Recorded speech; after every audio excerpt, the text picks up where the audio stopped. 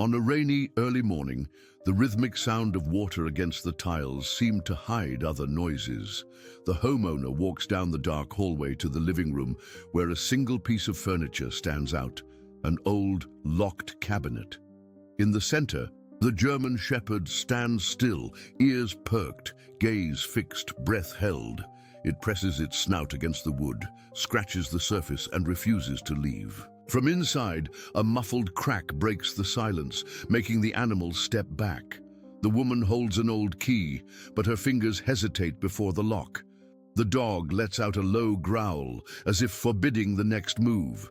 The rain intensifies. The clock strikes 3 in the morning, and as the key approaches the iron, the world seems to stop. Love stories with animals? Then subscribe now and don't miss any. Thank you for following us. Now, we return to our story. Sarah Mitchell had always prided herself on understanding her German Shepherd Rex better than anyone else.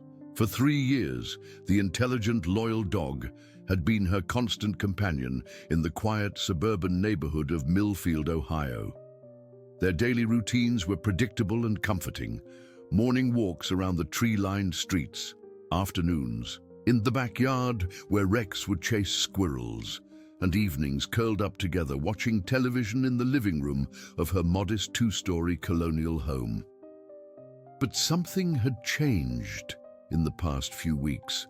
Something so subtle at first that Sarah almost dismissed it as coincidence. It started on a rainy Tuesday morning in late September, when she noticed Rex sitting motionless in front of the old mahogany armoire that stood in the far corner of her living room. The antique piece had belonged to her grandmother, passed down through generations of Mitchell women, and had always served as storage for linens and seasonal decorations. Sarah had inherited it along with the house after her grandmother's passing 5 years earlier. Rex sat with his ears perked forward, his intense brown eyes fixed on the locked cabinet as if he were waiting for something to emerge from within its dark wooden confines. His tail remained still, not the usual excited wagging that accompanied his curious investigations of interesting scents or sounds. This was different, focused, almost reverent. "What is it, boy?" Sarah called from the kitchen, where she was preparing her morning coffee. Rex's ears twitched at the sound of her voice, but he didn't turn around or break his vigil. This was unusual behavior for a dog who typically responded immediately to her every word and gesture. Initially, Sarah attributed his fascination to perhaps a mouse or squirrel that might have somehow gotten trapped behind the furniture. Old houses in Millfield were known for their occasional unwanted visitors, and Rex had always been an excellent deterrent for any small creatures that dared to venture indoors. But as the days progressed, his behavior became increasingly intense and ritualistic. Every morning, without fail, Rex would position himself in front of the armoire immediately after their walk. He would sit perfectly still for anywhere from 30 minutes to 2 hours, his breathing steady and controlled, his gaze never wavering from the ornate brass handles and the keyhole that secured the cabinet's contents. Sometimes Sarah would catch him gently pressing his nose against the smooth wood, inhaling deeply as if trying to decipher some complex message that only his keen senses could detect. "Rex, come here," she would call, patting her thigh to encourage him to join her on the sofa or follow her to another room. But the dog, who had never disobeyed a command in his life, would simply glance at her with what appeared to be an apologetic expression before returning his attention to the mysterious cabinet. It was as if he had been assigned some crucial mission that superseded even his deep loyalty to his beloved owner. The behavior escalated during the second week. Rex began making soft, barely audible whimpers while maintaining his post in front of the armoire. These weren't sounds of distress or pain. Sarah knew those well enough from his puppy years and the occasional thorn in his paw during their woodland walks. These whimpers seemed purposeful, almost communicative, as if he were trying to tell her something vitally important that she couldn't quite understand. One evening, as autumn settled deeper into Ohio and the first frost began, to kiss the maple trees in her yard, Sarah decided to investigate more thoroughly. She approached the armoire with Rex at her side, running her hands along its familiar surfaces, checking for any signs of damage or unusual wear that might explain her dog's obsession.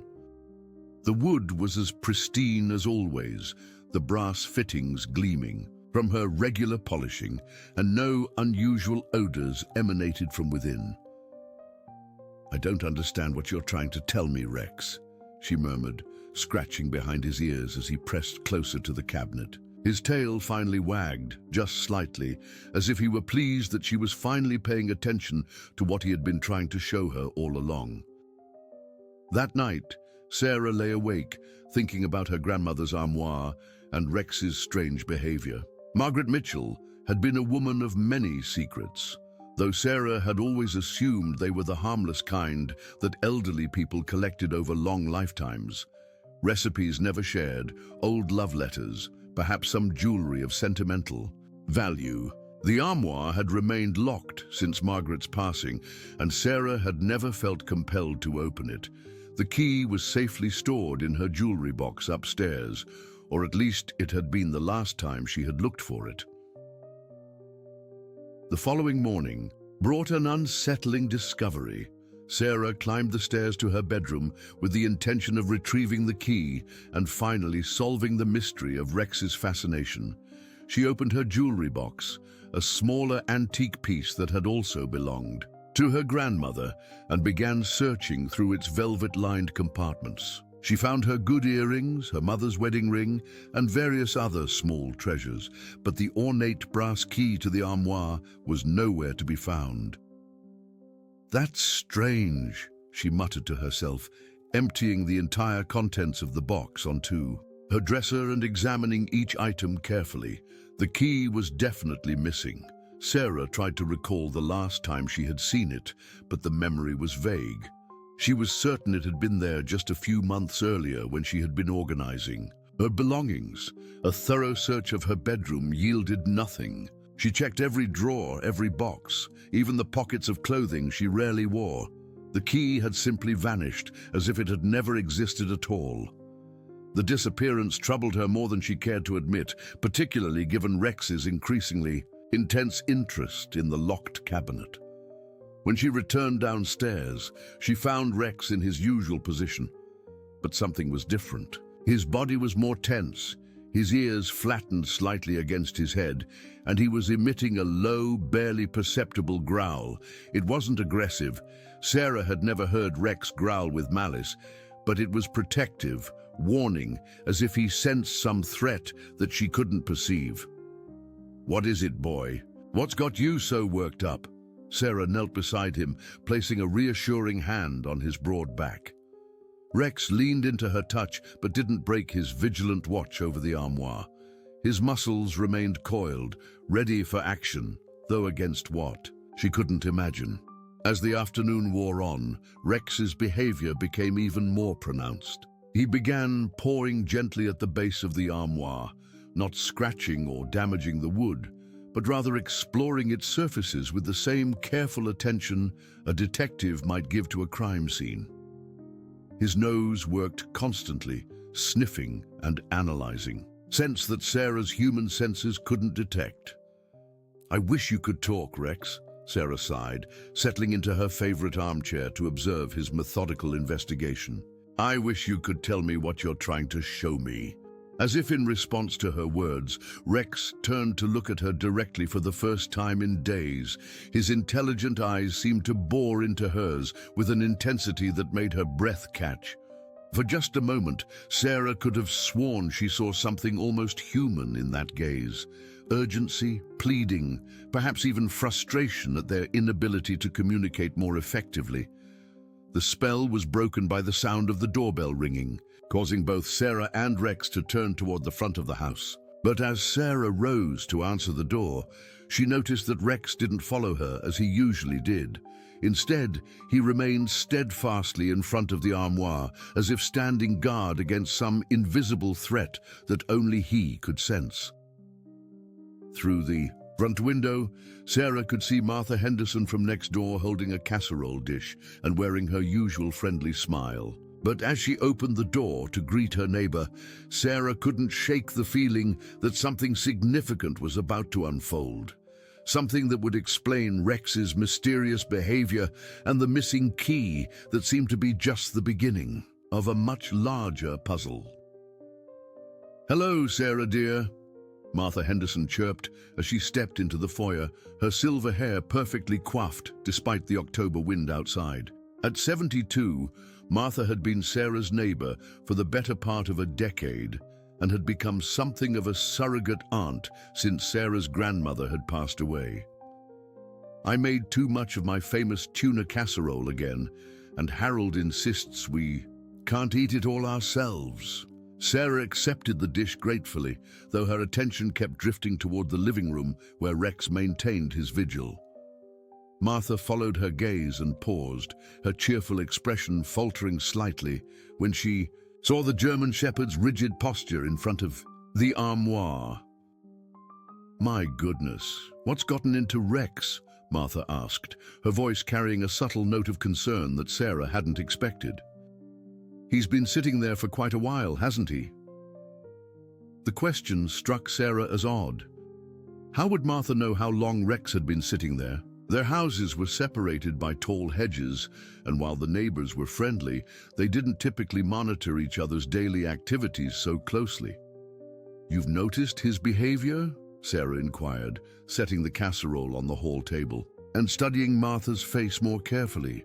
The older woman's usual warm smile had been replaced by something that looked almost like anxiety. "Well, I've seen him through the window during my morning walks," Martha replied, her hands fidgeting with the handles of her purse. "It's just unusual, you know. Rex is normally such a social dog. He always comes to greet visitors." As if on cue, Rex finally turned his head toward them, acknowledging Martha's presence with a brief wag of his tail, before immediately returning his attention to the armoire. The dismissal was so unlike his usual enthusiastic greeting of the neighbor woman that Sarah felt her concern deepen. "He's been like this for over 2 weeks now," Sarah explained, leading Martha into the kitchen where they could talk without feeling Rex's intense energy from the living room. "I can't figure out what's captured his attention so completely." Martha accepted a cup of coffee with hands that Sarah noticed were slightly trembling. "Have you considered that maybe there's something inside that cabinet that's calling to him?" "Me? Calling to him?" Sarah repeated, struck by the strange choice of words. "Martha, it's just furniture. It belonged to my grandmother, and it's been locked for years. I haven't even been able to find the key to open it." At the mention of the missing key, Martha's coffee cup rattled against its saucer. Coffee slopped onto the table, and the older woman quickly reached for a napkin to clean up the spill. "Oh dear, how clumsy of me," Martha muttered, but her eyes darted nervously toward the living room. "You know, Sarah, some things are better left undisturbed. Your grandmother was a wise woman, and if she kept something locked away, perhaps there was a good reason for it." The comment was so unexpected and so unlike Martha's usual encouraging attitude that Sarah felt a chill run down her spine. "What do you mean by that? Do you know something about my grandmother's armoire?" "Oh, no, nothing specific," Martha backtracked quickly, but her discomfort was obvious. "I just meant that sometimes old families have old secrets, and maybe they're meant to stay that way. That's all." Before Sarah could press further, Martha abruptly stood and gathered her purse. "I should get back to Harold. He'll be wondering where I've gotten to. Thank you for the coffee, dear." Sarah walked Martha to the door, more puzzled than ever. As her neighbor hurried down the front walkway, Sarah noticed that Martha cast several glances back at the house, particularly at the living room window, where Rex could be seen maintaining his steadfast watch. That evening, as Sarah prepared for bed, she found herself thinking about Martha's strange behavior and cryptic comments. The older woman had lived in the neighborhood longer than almost anyone else and had been acquainted with Sarah's grandmother for decades. If Martha knew something about the armoire or its contents, why wouldn't she simply explain what she knew? Sarah was settling into bed when the first sound reached her ears. It was barely audible, a soft creaking that seemed to come from downstairs. Old houses made noises, especially during the changing seasons when wood expanded and contracted with temperature fluctuations. But this sound was different, rhythmic, almost deliberate, as if someone were gently testing the hinges of a door or cabinet.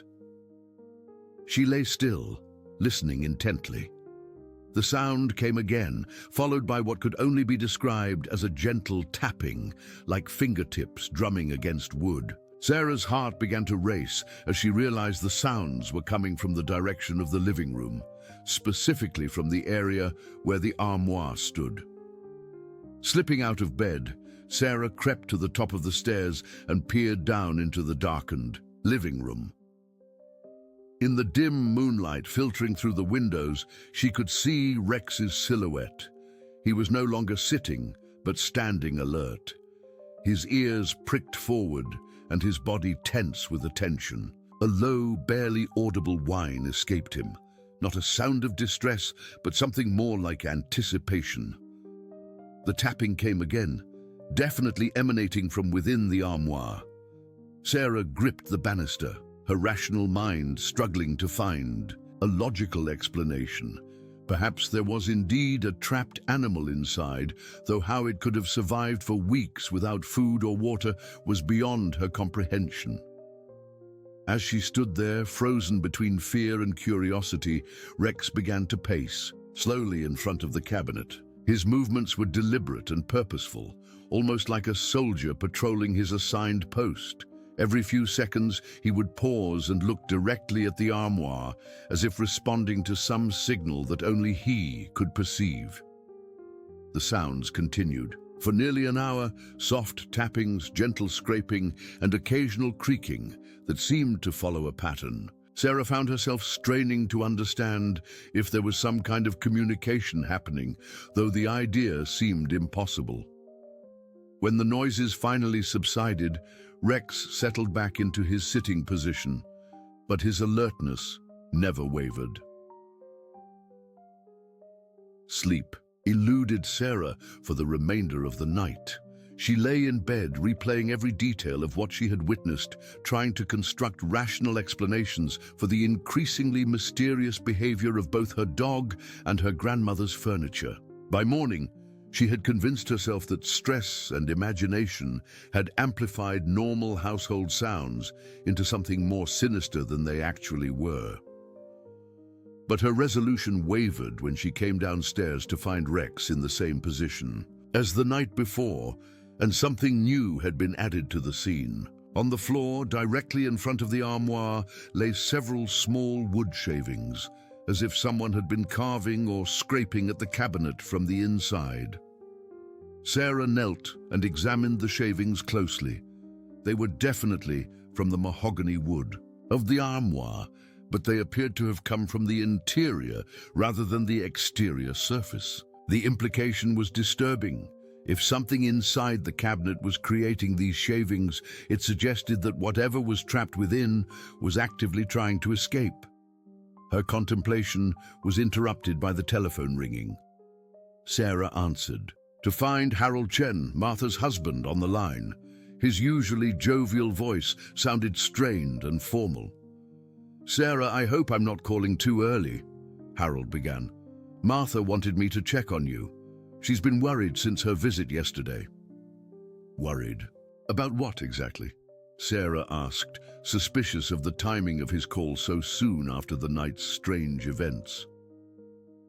"Well, she mentioned that Rex seemed unsettled, and she remembered some old stories about your grandmother's house. Nothing specific, you understand. Just neighborhood talk from years ago." "What kind of stories, Harold?" There was a long pause before he answered. "Look, Sarah, I don't put much stock in gossip, but Martha thinks you should be careful about disturbing things that have been left alone for a long time. That's all. Just be careful. The line went dead before Sarah could ask any more questions. She stood holding the phone, feeling more isolated and confused than ever. Her neighbors, people she had trusted and considered almost family, were clearly keeping information from her. Their concern seemed genuine, but their reluctance to explain themselves was becoming increasingly frustrating. Rex whined softly from his post, drawing her attention back to the armoire. As Sarah approached him, she noticed something that made her breath catch in her throat. Along the side of the cabinet, barely visible unless viewed from exactly the right angle, were tiny scratch marks in the wood. They were faint, but unmistakably deliberate. Not random damage, but marks that formed what looked almost like letters or symbols. Sarah ran her fingers over the marks, feeling their shallow depth and precise formation. Whatever had created them had been working patiently and methodically, perhaps for a very long time. As she studied the markings more closely, she began to realize that they might not be random scratches at all, but rather an attempt at communication from someone or something that had been trapped inside the armoire for far longer than she had ever imagined. By the third week of October, Sarah's patience had reached its breaking point. The sleepless nights filled with mysterious sounds, Rex's unwavering vigil, and her neighbor's cryptic warnings had created an atmosphere of tension that permeated every corner of her once peaceful home. She had spent countless hours studying the scratch marks on the armoire, trying to decipher their meaning, but the faint symbols remained frustratingly unclear. "That's it, Rex," she announced one crisp morning as she watched him take his familiar position in front of the cabinet. "I'm calling a locksmith. Whatever's in there, we're going to find out today." Rex's ears perked up at her determined tone, and for the first time in weeks, he turned to look at her fully. His brown eyes seemed to hold a mixture of approval and apprehension, as if he had been waiting for her to make this decision, but was uncertain about the consequences. Sarah found the number for Parker's lock and key service in the yellow pages. Joe Parker had been serving Millfield for over 20 years and had helped several neighbors with various security issues. When she called, his cheerful voice on the other end of the line provided the first sense of normalcy she had felt in days. "Sure thing, Mrs. Mitchell," Joe said when she explained her situation. "Lost keys happen all the time. I can be there around 2 o'clock this afternoon if that works for you." "That would be perfect," Sarah replied, feeling a weight lift from her shoulders. Finally, she would have answers to the questions that had been consuming her thoughts. The morning dragged by slowly. Sarah found herself unable to concentrate on her usual activities, reading, gardening, or organizing her household tasks. Instead, she kept returning to the living room to observe Rex and the armoire, as if staring at them might reveal their secrets through sheer force of will. Just before noon, the doorbell rang again. Sarah opened the door to find a tall, well-dressed man in his 50s with salt and pepper hair and a warm smile that seemed somehow familiar. He carried a bouquet of autumn flowers and wore an expensive-looking overcoat that suggested he wasn't from their modest neighborhood. "Sarah Mitchell?" he asked, extending his hand. "I'm Thomas Mitchell, your cousin. Well, second cousin, actually. I apologize for dropping by unannounced, but I was in the area and thought it was high time we met." Sarah stared at him in surprise. She had heard her grandmother mention various distant relatives over the years, but none had ever made an effort to maintain contact with their branch of the family tree. The timing of his visit, coming so soon after all the strange events surrounding the Auboir, struck her as more than coincidental. "Thomas Mitchell," she repeated slowly, accepting his handshake. "I'm sorry, but I don't remember grandmother ever mentioning you specifically." "Oh, that doesn't surprise me," Thomas laughed, though something in his eyes didn't quite match his jovial tone. Margaret and my side of the family had a bit of a falling out years ago. Family politics, you understand. Nothing serious, just different opinions about how to handle some inherited property. As they spoke, Sarah noticed Rex approaching from the living room. But instead of his usual friendly greeting of visitors, the German Shepherd positioned himself between Sarah and Thomas, his body tense and his gaze fixed intently on the stranger. A low, barely audible growl rumbled in his chest. "Rex, what's gotten into you?" Sarah asked, embarrassed by her dog's uncharacteristic hostility. "I'm sorry, Thomas. He's been acting strangely lately." Thomas took a step back, his smile faltering slightly as he studied Rex's defensive posture. "No worries at all. Some dogs are just naturally protective. May I come in? I'd love to catch up and hear how you've been doing since Margaret passed." "Away." As they entered the living room, Thomas's gaze immediately fixed on the armoire with an intensity that made Sarah's skin prickle. His casual conversation about family history and his supposed regret over the years of separation seemed secondary to his obvious interest in the antique cabinet. "My goodness," he said, approaching the armoire with what appeared to be genuine admiration. "I remember this piece from when I was a child. Margaret was so proud of it. Is it still in the family?" "Yes, it belonged to my grandmother," Sarah replied, watching as Rex positioned himself directly between Thomas and the cabinet, his alert posture radiating tension. "It's been locked for years, though. I seem to have misplaced the key." "How unfortunate," Thomas murmured, running his fingers along the armoire's carved details with a familiarity that suggested he had examined it closely before. "You know, I'd be happy to help you get it opened. I know someone who specializes in antique furniture restoration. He could open it without damaging the wood." "And that's very kind, but I've already called a locksmith," Sarah said. "He's coming this afternoon." The change in Thomas's expression was subtle, but unmistakable. His friendly demeanor shifted to something more intense, more urgent. "A locksmith? Sarah, I really wouldn't recommend that approach. These old pieces are delicate, and a locksmith might not appreciate their historical value. You could end up damaging something irreplaceable."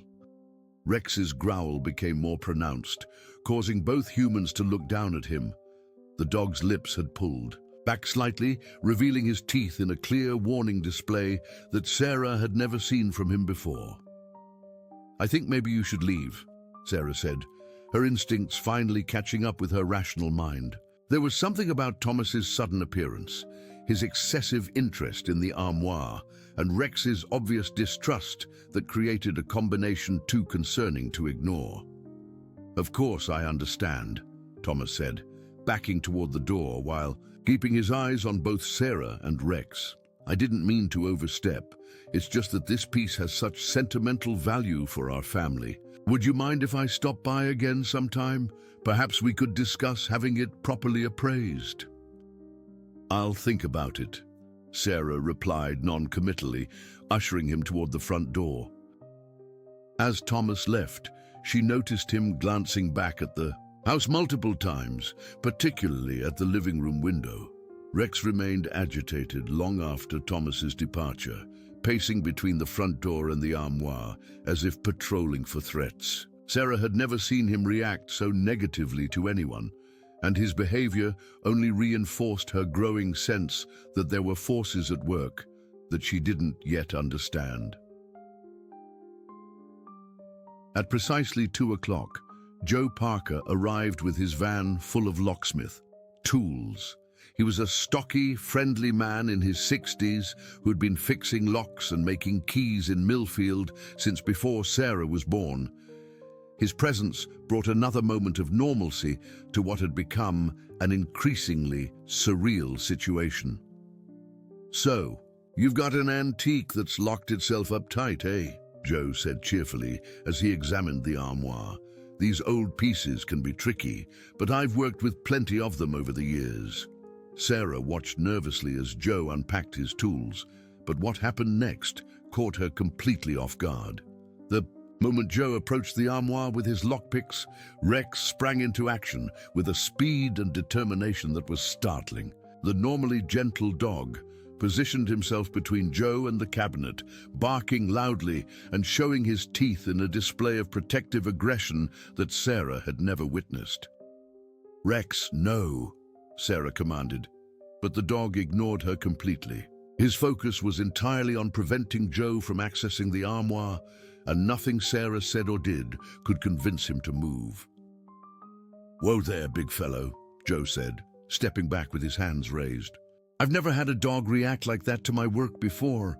Usually they're just curious about all the tools."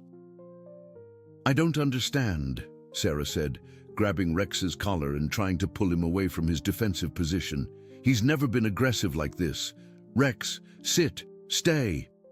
But Rex remained immovable, his entire body language communicating that he would not allow anyone to force open the armoire. When Joe attempted to approach from a different angle, Rex immediately repositioned himself to block access, his message clear and unmistakable. "Mrs. Mitchell, I've been doing this for 20 years, and I've learned to trust my instincts," Joe said, packing up his tools. "When a dog reacts this strongly to something, there's usually a good reason. Maybe your dog knows something we don't." "But that's impossible," Sarah protested. "He's just a dog. How could he know whether or not the armoire should be opened?" Joe shrugged as he headed toward the door. "Dogs sense things we can't. Maybe there's gas leak near that cabinet, or some kind of structural issue that would be dangerous to disturb. I'd recommend having someone check the house for any potential hazards before trying to force that lock." After Joe left, Sarah sat in her living room feeling more frustrated and confused than ever. Rex had returned to his vigilant position in front of the armoire, but his body language had shifted again. Where there had been aggression toward the locksmith, there was now something that looked almost like relief, as if he had successfully completed an important mission. "I don't understand you, Rex," Sarah said, kneeling beside him and stroking his fur. "First, you want me to pay attention to the armoire, and now you won't let anyone open it. What are you trying to tell me?" As if in response to her question, the familiar sounds began again, the soft tapping and gentle scraping that had become the soundtrack to her sleepless nights. But this time, Rex didn't just listen passively. Instead, he began to whine softly in response to each sound, creating what could only be described as a conversation between the dog and whatever presence existed within the locked cabinet. Sarah watched in fascination as this communication continued, wondering if she was witnessing something extraordinary or if the stress of the situation had finally caused her to lose her grip on reality. Either way, she knew that the mystery of the armoire had moved far beyond her ability to solve it through conventional means. The following morning brought an unwelcome surprise that would intensify Sarah's growing unease about the mysterious events surrounding her grandmother's armoire.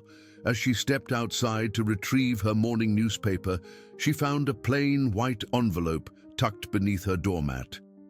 Her name was written across the front in block letters with black ink, but there was no return address or postmark to indicate its origin. Sarah's hands trembled slightly as she opened the envelope and unfolded the single sheet of paper inside. The message was brief but chilling in its implications. "Some doors should remain closed. Some secrets are buried for good reasons. Stop digging before you uncover more than you can handle." The unsigned warning sent a chill down Sarah's spine. Someone was clearly monitoring her activities and felt threatened enough by her investigation of the armoire to resort to anonymous threats. The timing, coming so soon after Thomas's unexpected visit and her failed attempt to have the cabinet opened, seemed far too coincidental to be random. Rex greeted her return with his usual enthusiasm, but his attention quickly shifted back to his vigilant watch over the armoire. As Sarah showed him the letter, she could have sworn she saw recognition in his intelligent eyes, as if he understood the significance of the warning better than she did. "Someone doesn't want us to open that cabinet, Rex," she said, settling into her armchair to study the letter more carefully. "But that just makes me more determined to find out what's inside." The handwriting was deliberately disguised, making it impossible to identify the author. But something about the phrasing struck her as familiar. The formal tone and careful word choice reminded her of someone educated and articulate, someone who might fit the profile of her well-spoken cousin Thomas. Over the next 3 days, 2 more letters appeared under her doormat. Each message escalated the level of urgency and warning, though none contained explicit threats. The second letter read, "Your grandmother protected this family by keeping certain truths locked away. Honor her memory by leaving them undisturbed." The third was more direct. "The past should remain in the past. Some knowledge brings only pain and regret." Sarah found herself checking the windows frequently, feeling as though she were being watched. The quiet streets of Millfield, once a source of comfort and security, now seemed filled with potential threats and hidden observers. Even her daily walks with Rex became exercises in paranoia, as she wondered if her mysterious correspondent might be lurking behind any window or parked car. Rex's behavior during this period became even more pronounced and protective. He seemed to sense her growing anxiety and rarely left her side, except to maintain his vigil over the armoire. His alertness had intensified to the point where he would react to the slightest unusual sound, positioning himself between Sarah and any potential threat with the dedication of a trained bodyguard. It was during one of these tense evenings, as Sarah sat reading while Rex maintained his post, that the most significant development yet occurred. The familiar sounds from within the armoire had become more frequent and more varied, sometimes lasting for hours at a time. But on this particular night, Rex's response was different. Instead of his usual passive listening and occasional whines of response, Rex began actively investigating the base of the armoire with renewed intensity. He pawed at the ornate carved legs of the cabinet and pressed his nose against every joint and seam in the woodwork. His behavior was methodical and purposeful, as if he were following instructions that only he could hear. Sarah watched in fascination as Rex focused his attention on one particular side panel of the armoire. He scratched gently at what appeared to be solid wood, but his persistence suggested he had detected something that her human senses couldn't perceive. After nearly an hour of careful investigation, his efforts were rewarded when a small section of the decorative molding shifted slightly under pressure. "What did you find, boy?" Sarah asked, kneeling beside Rex to examine the area he had been working on. What she discovered made her gasp in surprise and wonder. The molding concealed a cleverly hidden panel that had been designed to blend seamlessly with the armoire's ornate decoration. When pressed correctly, it slid aside to reveal a narrow compartment that had been invisible to casual observation. Inside this secret space was a collection of items that would change everything Sarah thought she knew about her family's history. The first item she withdrew was a thick manila envelope, yellowed with age and sealed with old-fashioned wax, that had cracked but still held the contents secure. Her grandmother's initials were pressed into the wax seal, suggesting that whatever was inside had been deliberately preserved and protected for many years. With trembling fingers, Sarah broke the seal and emptied the envelope onto her coffee table.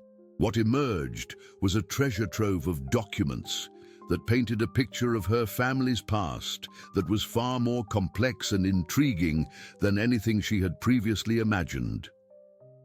There were property deeds for land she had never heard of, located in various states across the Midwest.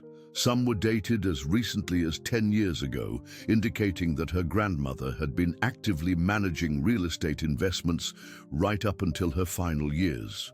There were bank statements showing accounts with substantial balances, investments in stocks and bonds, and records of financial transactions that suggested Margaret Mitchell had been far wealthier than anyone in the family had ever suspected. Among the financial documents were old photographs that took Sarah's breath away. The images showed her grandmother as a young woman in settings that seemed impossibly glamorous for someone who had lived such a seemingly modest life in Millfield. There were pictures of Margaret at elegant parties, standing beside expensive automobiles and posing in front of grand houses that looked nothing like the simple colonial home where Sarah now lived. But the most intriguing discovery was a leather-bound journal filled with her grandmother's careful handwriting. As Sarah opened it and began to read, she realized she was looking at a detailed record of financial dealings, property acquisitions, and what appeared to be complicated business partnerships that spanned several decades. The journal entries revealed that Margaret Mitchell had been involved in a network of real estate investments and business ventures that generated far more income than her simple lifestyle had ever suggested. More importantly, the journal hinted at family disputes and disagreements about how this wealth should be managed and distributed, conflicts that had apparently led to years of tension and secrecy. One particular entry, dated just 6 months before Margaret's passing, caught Sarah's attention. Thomas has been asking questions again about the properties and investments. I've told him repeatedly that the decisions about inheritance have already been made, but he refuses to accept that Sarah is the rightful heir to everything. He doesn't understand that wealth comes with responsibilities, and Sarah has the character to handle both properly. As Sarah read this entry, she felt pieces of a puzzle beginning to fall into place. Thomas's unexpected visit, his obvious interest in the armoire, and the anonymous letters warning her away from her investigation suddenly made perfect sense. Her cousin hadn't simply appeared out of family sentiment.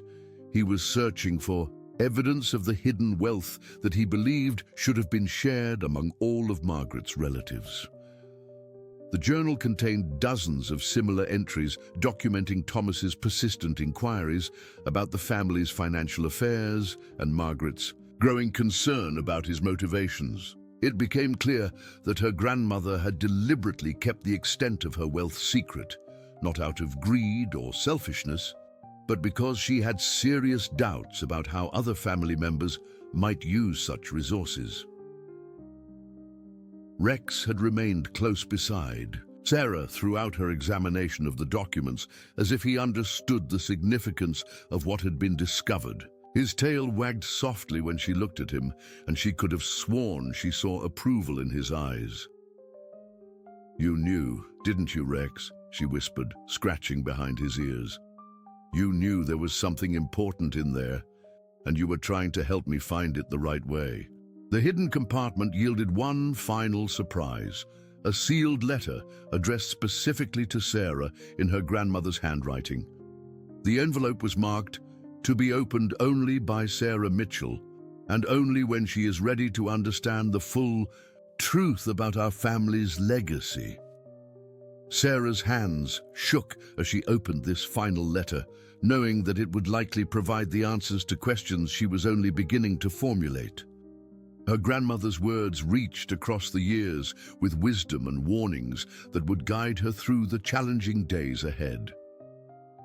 Sarah's grandmother's final letter was written in the same careful handwriting that had filled the journal, but the tone was more personal and urgent, as if Margaret had known that this message might be her last opportunity to guide her granddaughter through the complexities of their family's hidden legacy. "My dearest Sarah," the letter began, "if you are reading this, then Rex has succeeded in his mission to help you discover what I have kept hidden for so many years. Yes, I trained him specifically for this purpose during the months before my passing, knowing that you would need a loyal guardian to guide you to the truth when the time was right. Sarah paused in her reading, looking at Rex with new understanding. The German shepherd sat attentively beside her, his intelligent eyes reflecting a knowledge that suddenly made perfect sense. Her grandmother had indeed left her a guardian, but one far more capable and purposeful than she had ever imagined. The letter continued. The wealth you have discovered was accumulated over 40 years of careful investments and business partnerships. I lived simply not out of necessity, but by choice, preferring to build a legacy that could secure our family's future rather than indulge in temporary luxuries. Every property deed, every investment, and every dollar in those accounts belongs to you now, Sarah, because I trust your character and judgment in ways that I could never trust other members of our family. Margaret's words painted a picture of deliberate deception, designed to protect not just wealth, but the family members who might be harmed by knowledge of it. She had observed Thomas and other distant relatives over the years, noting their increasing interest in her financial affairs and their assumptions about inheritance rights that had no basis in law or family tradition. Thomas has been persistent in his inquiries about my estate, the letter revealed. He believes that wealth should be distributed equally among all relatives, regardless of their ability to manage it responsibly. What he doesn't understand is that I have watched him make poor financial decisions for decades, spending inherited money from his own parents on risky investments and impractical schemes. He sees our family's resources as a solution to his own financial instability rather than as a trust to be preserved and grown for future generations. Sarah felt a mixture of anger and sadness as she absorbed her grandmother's words. The Thomas who had presented himself as a caring cousin, concerned about family connections, was actually a man driven by financial desperation and a sense of entitlement to wealth that had never belonged to him. The letter went on to explain the specific provisions Margaret had made for the inheritance. Sarah was not just inheriting money and property, but also the responsibility to continue her grandmother's philanthropic work, supporting local charities and scholarship funds that had been quietly maintained for years. The wealth came with obligations that Thomas had never considered and would likely have ignored if he had gained access to it. I have left detailed instructions with my attorney, James Bradford, about how to properly transfer all assets to your name, Margaret wrote. He has been waiting for you to discover these documents and contact him.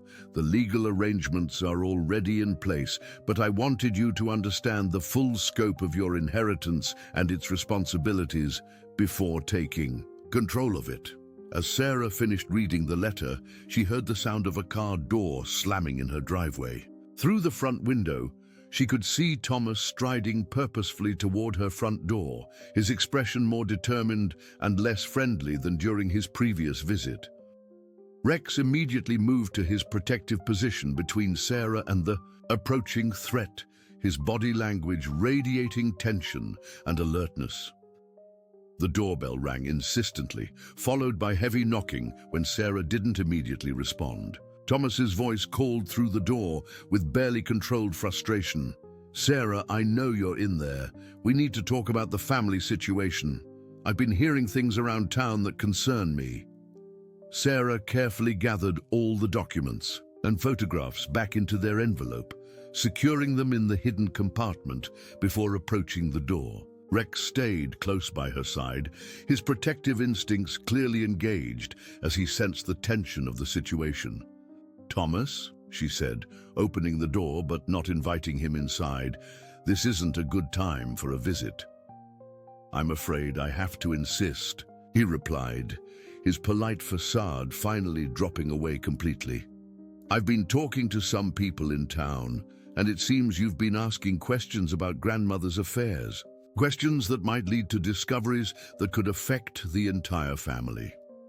Sarah noticed that his expensive clothing looked more rumpled than before, and there were dark circles under his eyes that suggested he had been losing sleep over whatever was driving his increasing desperation. The confident, well-groomed man who had first appeared at her door had been replaced by someone whose carefully constructed composure was beginning to crack under pressure.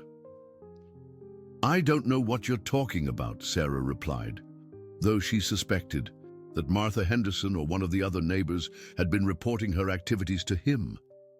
The small-town network of gossip and observation that had once seemed harmless now felt intrusive and threatening. "Don't play innocent with me, Sarah." Thomas snapped, his voice rising with frustration. "I know Margaret hid assets that should have been declared as part of the estate. I know there are properties and investments that were never properly distributed among the family. And I know you've been trying to get into that armoire where she kept her important papers." Rex's growl deepened at Thomas's aggressive tone, and Sarah felt grateful for her loyal protector's presence. Without him, she might have felt intimidated by her cousin's increasingly hostile demeanor. "Even if that were true," Sarah said carefully, "what makes you think you have any right to my grandmother's possessions?" "Because I'm family too," Thomas exploded, his careful control finally abandoning him completely. "I'm a Mitchell just like you are, and I deserve my share of whatever she left behind. Do you have any idea what it's like to watch your relatives live comfortably while you struggle with debts and failed investments? I've been waiting for years for Margaret to acknowledge that the family wealth should be shared." The raw desperation in his voice revealed the true motivation behind all his actions. Thomas wasn't simply greedy, he was financially desperate, and saw his elderly relative's hidden wealth as his last hope for solving his own problems.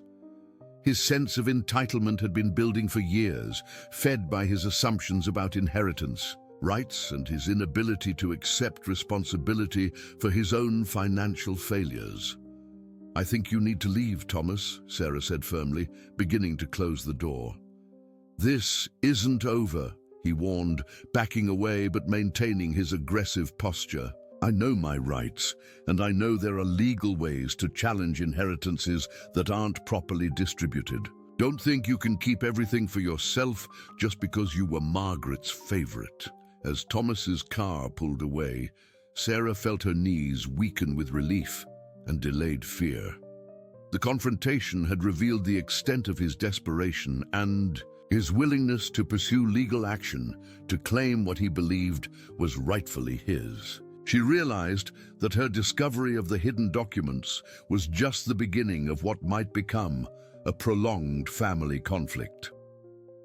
That evening, as if summoned by the day's dramatic events, both Martha and Harold Henderson appeared at her door, carrying a pot of coffee and wearing expressions of concern and determination. "We saw Thomas leaving," Martha said without preamble as they settled in Sarah's living room. "It's time you knew the whole truth about what your grandmother asked us to do." Harold nodded gravely, accepting a cup of coffee, with hands that showed the slight tremor of age and emotion. "Margaret came to us about 6 months before she passed away. She was worried about Thomas and some of the other relatives who had been pressuring her about money. She asked us to keep an eye on you after she was gone," Martha continued, her earlier mysterious behavior finally making sense. "She said there might come a time when you would need to discover certain things about the family, but that you should be allowed to do it naturally, without interference from people who had their own agendas." Sarah looked at her neighbors with new appreciation, understanding that their strange behavior and cryptic warnings had been motivated by loyalty to her grandmother and concern for her well-being. They had been trying to protect her while still honoring Margaret's wishes that the truth be revealed in its own time. "She also told us about Rex," Harold added with a slight smile. "She said he was special, that she had been training him to help you when the time came. We thought she was just being sentimental about her dog, but apparently she knew exactly what she was doing." Rex wagged his tail at the mention of his name and his special role, confirming what Sarah had already begun to suspect about her grandmother's careful planning. Margaret Mitchell had anticipated the challenges her granddaughter would face and had prepared for them with the same methodical thoroughness that had characterized her business dealings. As the evening wore on, Martha and Harold shared more details about the requests Margaret had made of them, painting a picture of a woman who had been fully aware of the conflicts her hidden wealth might create and who had taken steps to ensure that Sarah would have the support and guidance she needed to handle the situation responsibly. Armed with her grandmother's letter and the support of her loyal neighbors, Sarah knew that her next step had to be contacting James Bradford, the attorney who had been waiting patiently for her to discover the truth about her inheritance. The following morning, she made the call that would begin the legal process of claiming her rightful legacy. James Bradford's office was located in downtown Millfield, in a restored Victorian building that housed several small professional practices. When Sarah arrived with her envelope of documents, she was greeted by a distinguished gentleman in his 70s who had clearly been expecting this meeting for quite some time. "Miss Mitchell," he said warmly, rising from behind his mahogany desk to shake her hand. "I've been wondering when you would finally find Margaret's hidden compartment. She was quite proud of her plan to ensure you discovered your inheritance only when you were ready to handle its responsibilities." Sarah settled into the comfortable chair across from his desk, Rex lying peacefully at her feet in a rare moment of relaxation away from his vigilant duties at the armoire. The dog seemed to understand that this meeting represented the culmination of the mission his beloved Margaret had trained him to complete. "I have to admit, Mr. Bradford, I'm still struggling to understand the full scope of what my grandmother left me," Sarah confessed, placing the envelope of documents on his desk. "And I'm concerned about my cousin Thomas and his claims about inheritance rights." Bradford's expression grew more serious as he examined the documents Sarah had brought. "Your grandmother was very thorough in her legal preparations, Miss Mitchell. Every property deed, every investment account, and every asset you discovered has already been legally transferred to your name. Thomas Mitchell has no claim whatsoever on any of this wealth." The attorney went on to explain that Margaret had spent years carefully documenting her wishes and ensuring that her estate plan was legally unassailable. She had anticipated challenges from distant relatives and had taken steps to prevent any successful legal contests of her decisions. "However," Bradford continued, "your grandmother also left specific instructions about how to handle family members who might become problematic. She suggested that the best approach would be transparency rather than secrecy, allowing Thomas to understand that his claims are baseless, while also offering him a path forward that doesn't involve litigation or family conflict." Sarah listened carefully as Bradford outlined her grandmother's suggested strategy for dealing with Thomas. Margaret had known her relative well enough to predict his reactions and had developed a plan that would address his financial desperation while maintaining clear boundaries about the inheritance. "She authorized me to offer Thomas a one-time settlement," Bradford explained, pulling out another sealed envelope. "Not because he has any legal right to your assets, but because she recognized that his financial struggles were partly responsible for his unrealistic expectations about family wealth." The settlement offer was generous enough to help Thomas address his immediate debts and financial problems, but structured in a way that made it clear this was a gift rather than an acknowledgement of inheritance rights. It came with specific conditions, including a legal agreement that he would make no further claims on Sarah's inheritance and would cease any harassment or intimidation tactics. "Your grandmother was remarkably wise in her understanding of human nature," Bradford observed. She knew that Thomas's desperation made him dangerous, but she also believed that addressing the source of his desperation would eliminate the threat he posed to your peace of mind. Sarah agreed to her grandmother's suggested approach, recognizing the wisdom in resolving the family conflict through generosity rather than prolonged legal battles. Bradford arranged to contact Thomas and present the settlement offer, along with documentation proving that his claims on the inheritance had no legal merit. The resolution came more quickly than Sarah had anticipated. Within a week, Thomas had accepted the settlement and signed the legal agreements that ended his pursuit of her inheritance. His relief at having his debts resolved was apparently greater than his disappointment at discovering the limited nature of his claims on the family wealth. When Bradford called to inform Sarah that the matter was closed, he also shared Thomas's message of apology for his behavior and his gratitude for what he now understood had been an act of undeserved kindness rather than legal obligation. With the family conflict resolved, Sarah could finally focus on understanding the full scope of her inheritance and the responsibilities that came with it. The properties and investments her grandmother had accumulated were worth considerably more than she had initially realized, making her one of the wealthiest individuals in Millfield despite her modest lifestyle.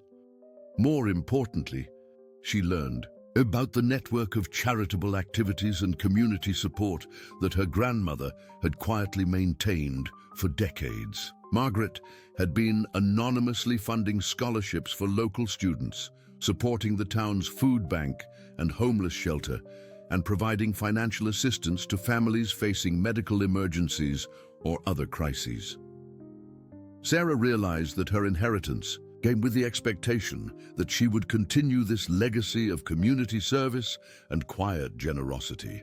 The wealth was not intended for personal indulgence, but as a tool for making a positive impact on the lives of others, just as her grandmother had done for so many years. As autumn deepened into winter, Sarah settled into her new role as a community benefactor, working closely with local organizations to identify needs and provide assistance where it would be most effective. She discovered a deep satisfaction in being able to help others while honoring her grandmother's memory and values. Rex, meanwhile, had finally abandoned his vigilant watch over the armoire.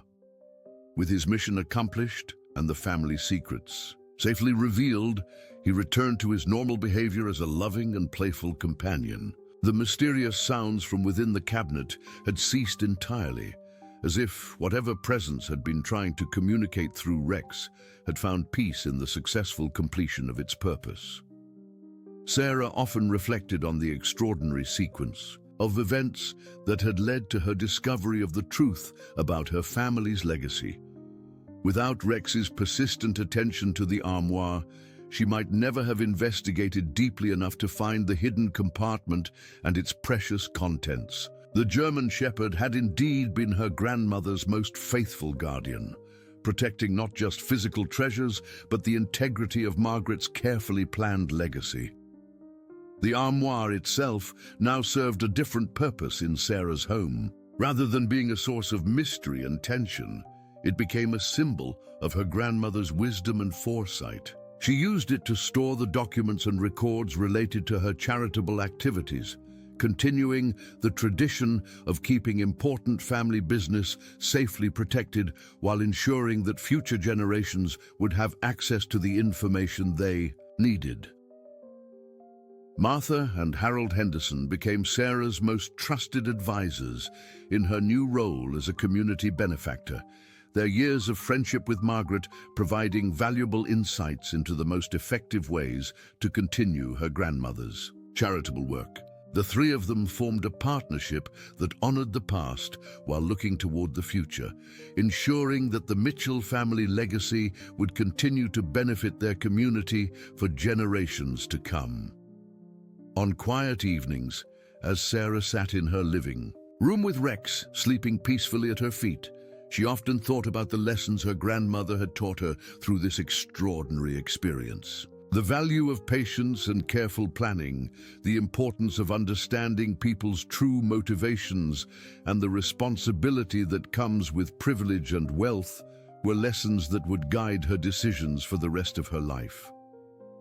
The mysterious behavior that had once filled her with anxiety and confusion had ultimately led to the most rewarding period of her life. Sarah had discovered not just financial wealth, but a sense of purpose and connection to her family's history that enriched her existence in ways that money alone never could have accomplished.